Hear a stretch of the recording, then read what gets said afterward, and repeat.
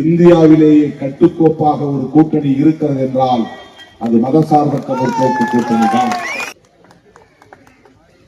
நாங்க ரெடி, நீங்க ரெடி, ஆனா நாங்க உங்களோட சேர ரெடி இல்லை அப்படின்னு யாரும் உங்களுக்கு தெரியலையா?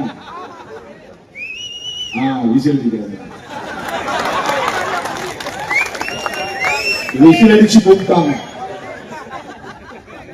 நாங்க ரெடி. எதுக்கு? ஆட்சியிலும் பங்கு, அதிகாரத்திலும் பங்கு.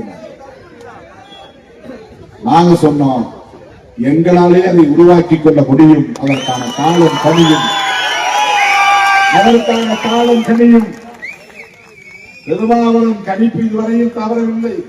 இந்த கட்சியை அங்கீகாரம் பெற்ற கட்சியாக மாற்றியே தீருவோம் என்று நான் எடுத்த உறுதி, அந்த சமரம் நிறைவேறி இருக்கிறது.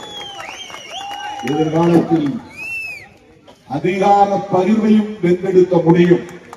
ஆனால் அதற்கான காலம் இப்போது இல்லை என்பதை நாங்கள் உணர்ந்திருக்கிறோம். எனவே காங்கிரஸ் தோழமை கட்சி என்கிற உரிமையோடு கேட்கிறது, அது ஒன்றும் தவறில்லை. அதனால் இந்த அணி உடையும் சிலரும் என்று எதிர்பார்த்துக் கொண்டிருந்தார்கள். எதிர்பார்த்தவர்களின் மண்டை உடையும்படி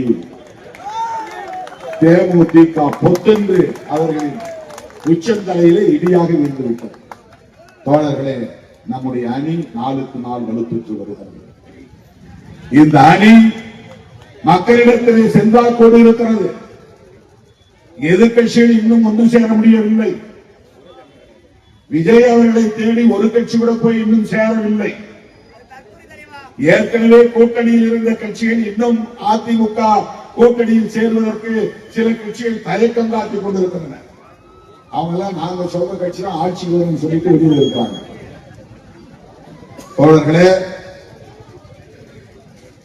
திராவிட முன்னேற்ற கழகத்தின் தலைமையிலான மதசார்பற்ற முற்போக்கு கூட்டணி, விடுதலை சிறுத்தைகள் அங்கம் வகிக்கிற கூட்டணி, வலதுசாரிகளை வீழ்த்துகிற வலிமை பெற்ற கூட்டணி, சனாதன சக்திகளுக்கு இந்த மண்ணிலே இடமில்லை என்று அவர்களை விரட்டி அடிக்கிற வலிமையுள்ள கூட்டணி, 2026 சட்டப்பேரவை பொதுத் தேர்தலில் மாபெரும் வெற்றி என்கிற செய்தி பதிவாக வேண்டும்.